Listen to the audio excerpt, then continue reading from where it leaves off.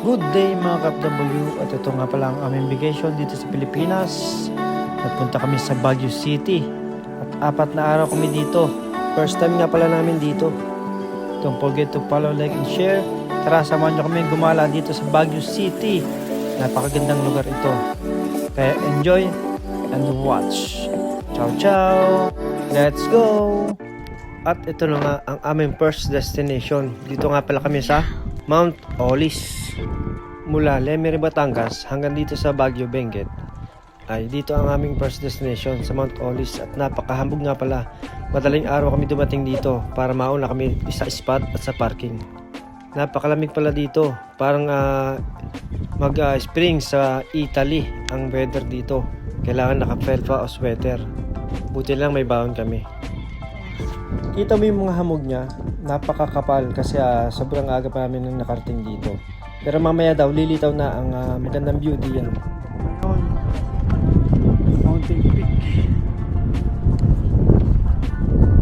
At ito na nga, nandito na kami sa may pinakatuktok at medyo malakas talaga hangin dito. Kitang-kita nyo yung view, medyo makapal pa nga ang hamog pero mamaya ilalabas na rin yan. Siyempre, ito ang pinunta natin dito, magandang view, breathtaking. Welcome to Mount Olis. Ito ang aming first destination na aming papasyalan dito sa Baguio City, Benguet. Hindi lang magandang view ang makikita mo dito, meron din dito mga bulaklak na pwede kang magpa-picture, pang Instagram, pang stories, o pang reels.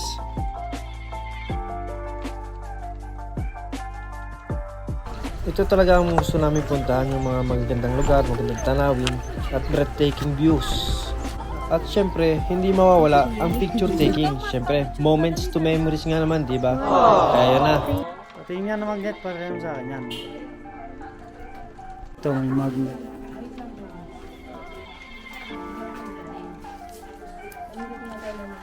Mountain view.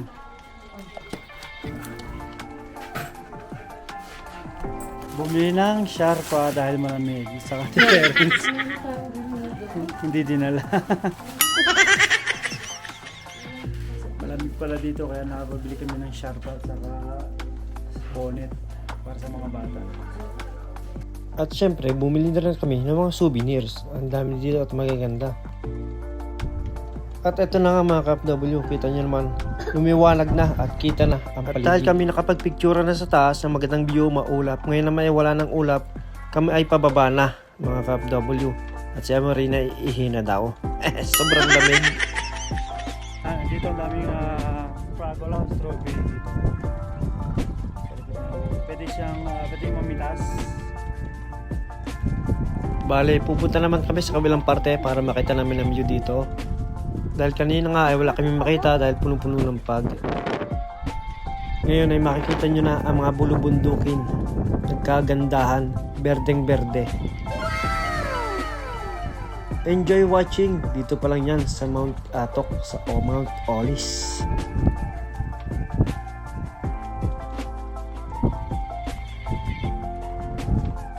Dahil sobrang lamig dito, papunta na kami sa baba. Doon naman kami sa mga kaparang na pinupunta ng mga turista.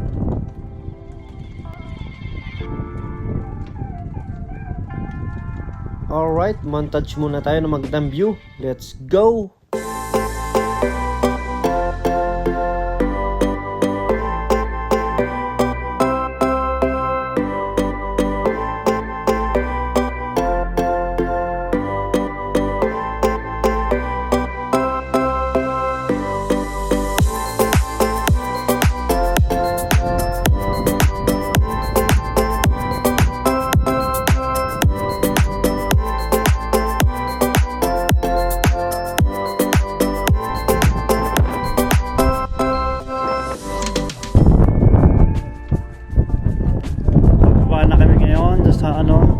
Pupunta kami sa may mga bulaklak.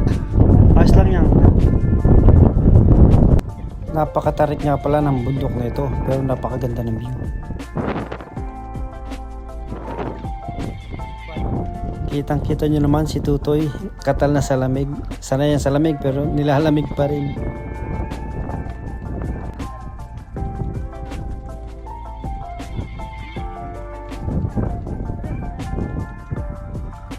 Ito nga pala yung part na nasa pinakatuktok kami.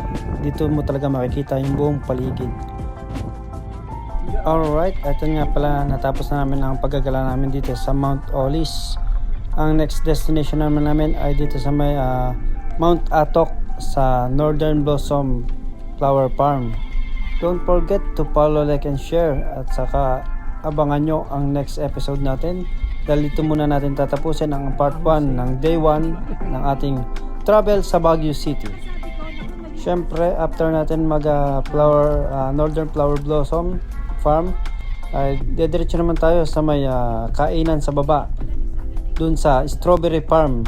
Kaya wag kayong mawawala at stay tuned. Ciao ciao, thank you so much.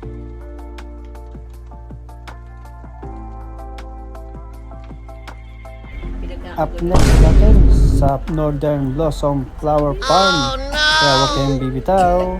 At next na natin yan, ini-edit na lamang. Don't forget to follow, like, and share. Bumili na rin tayo ng Makikita nyo ang sticker. ganda ng aming second destination. Puro bulaklak. Naman, pang Instagram na, pang release na, pang story pa. Ciao!